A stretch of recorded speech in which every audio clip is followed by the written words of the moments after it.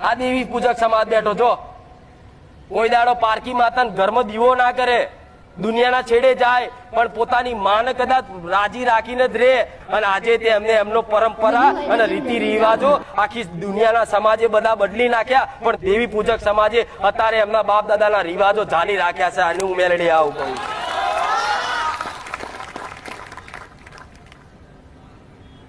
આ કહેવાય દેવી પૂજક સમાજ. એમને એમ નહીં કહેતા.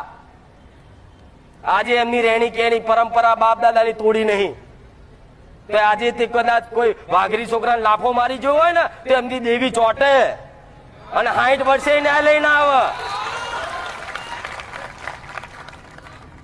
ભલે આવડું છોકરું હોય કે આવડો છોકરો હોય, ચમ ચોટે? ચમ 60 વર્ષે ન્યાય લઈને આવે? ચમ? એ માતા જો રહેતા હોય એવી રીત પ્રેમ ભાવથી, એવો પ્રેમ જોઈએ, એવો હેત જોઈએ, તારે તમારી જોડે તલવારની ધાર જેવી માતા રે.